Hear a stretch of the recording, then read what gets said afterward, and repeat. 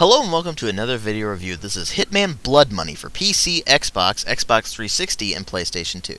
Now, like I said in my contracts review, I played through Hitman 2 first, then I played the demo of Blood Money, then I played contracts, then I played the full game of Blood Money.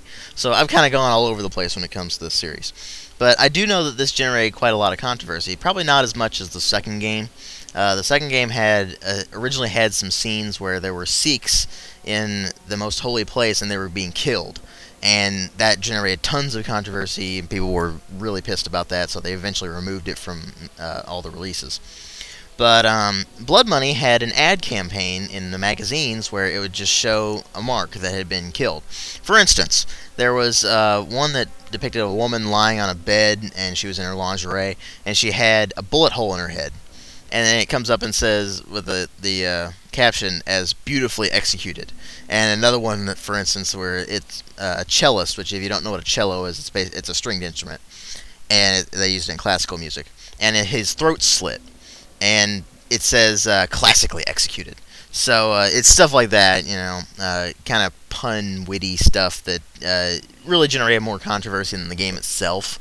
But, which is kind of ironic. This is arguably the most violent game in the series, if you really think about it. But I guess, it's also arguably the most complex, and I'll get to that in a minute.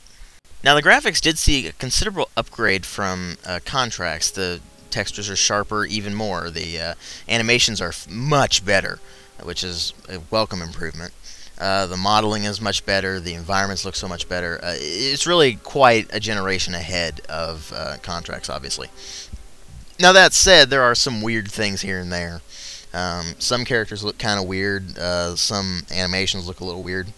But overall, the graphics are much better than they were in contracts, and that really does show. And even now, the graphics are still pretty good, even by today's standards. They're not great by today's standards, but they're still pretty decent. Now, once again, the sound design really doesn't change much between each game. It just changes different sound effects themselves. It changes up the voice work quite a bit. You still got the same people playing the same people from the original games. But the new characters, they're kind of all over the place. Some of them sound great, some of them sound terrible. It's really just a mixed bag, and most of the henchmen sound pretty stupid. But anyway. The sound effects sound fine. Everything works quite well. There's nothing that's really out of place, and that's very nice. But what did change again from contracts, that they went from the sweeping orchestral thing in Hitman 2 to the dark electronica in contracts, and then Jesper Kid did the soundtrack yet again for Blood Money, and it's back to the orchestral stuff. And probably the most famous song from this is the rendition of Ave Maria. And you see it, you can just look it up online, just say Hitman Blood Money Ave Maria on there, and you'll find it. And it's this beautiful song. But the soundtrack itself was actually up for awards in the 2006 MTV Video Music Awards, but it lost the Best Video Game Score award to Elder Scrolls 4 Oblivion. And I'd say they're pretty mistaken on that. But anyway. Sound design in general works very well. The music is probably the best soundtrack in the series so far, but that doesn't mean that the previous game's soundtracks are bad. It just means that this is just that step above. Now, the storyline takes a lot of cues from contracts in terms of style. Most of it's told in flashbacks. It's basically during the discussion between a reporter and a detective, an FBI detective, talking about 47's hits over the past 2 years, and that it basically just flashes back to different assassinations he's done, and then you play through those assassinations, and it actually works pretty well.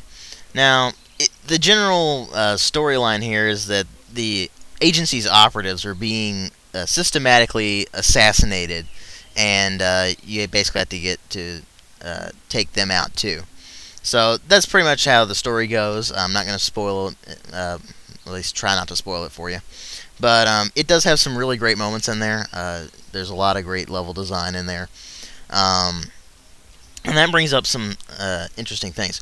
They've changed the gameplay dramatically from contracts. It's much more accessible. There's a lot more you can do. So really, it's just great. Like, you can shove people over railings now. You can inject like drinks with poison and stuff. You can actually hide in like a vent or something, and then use the fiber wire to take somebody out from above. It's just lots of great stuff going on. The gunplay has been improved. It's yet again, it just flows a lot better now. It doesn't necessarily work too much better from contracts, but it does flow better, and in general, I think it's mostly because of the graphics and from the upgrades you can get. And that brings up the cash system. When you complete a mission, you'll get a certain amount of cash depending on how you performed. And you can use this cash to pay off things for your notoriety thing. If people see you assassinate or kill people or whatever you're doing in Blood Money, you'll gain notoriety. In particular, if there are TV crews around. Now, if you take care of your notoriety settings and stuff, then you won't really worry about that, because if you have a higher notoriety, NPCs are more likely to figure you out and just see, hey, that's 47, and that kind of blows your cover all the time. But anyway, so you want your notoriety to be low. And the way you do that is either to destroy tapes that the TV news crews get, or you can go in and pay bribes to lower your notoriety settings. And that detracts from the amount of money you can spend on upgrading your gear, which is to say, a few of your weapons are upgradable, like the silver ballers, which are the dual M1911s he has, or the WA2000 sniper rifle, or the stuff like that. You can upgrade your weapons and other equipment as well, and it all goes to help you continue to play and do better in your missions. And in general, the mission design is so much better now. There's a lot more options available to you when you go to assassinate your targets, like I said before, and that really helps with the gameplay. Now, in Hitman 2 and Hitman Contracts, you really either had basically one or two ways to take somebody out, whereas in Blood Money, you generally have at least 4, generally. So there's a lot more ways you can take somebody out now. That's very welcome. The stealth is about the same as it was in Contracts. You move about the same. You do pretty much everything is about the same as it was in Contracts in terms of like movement speed, in terms of AI. The AI really hasn't seen much of an upgrade or a downgrade from Contracts, which isn't necessarily a bad thing. The stealth mechanic's about the same. Movement's a little bit less restricted. You can generally jump around a lot more and stuff like that. You still can't jump normally, but you can get to places you pretty much couldn't in Contracts, and that's basically how that works out.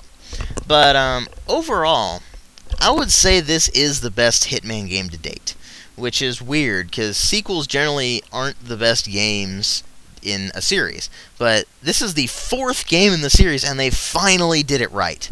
Hitman 2 was a good game. It was just infuriatingly difficult, and that's really what gave it a 2.5. Contracts was a good game, but it had issues, and most of them were pretty much the same as they were in Hitman 2, only slightly improved. But Blood Money takes it to a whole new level. And so, it's really the one I have to recommend over all the other ones. And, now, I mean, if you're a Hitman fan, then you'll probably like it anyway. But if you're going into the series, then you probably want to play Blood Money because it's the most accessible. It's not the easiest, but it's the most accessible. And really, that makes all the difference. So, overall, I actually give this a 4 out of 5. And thanks for watching.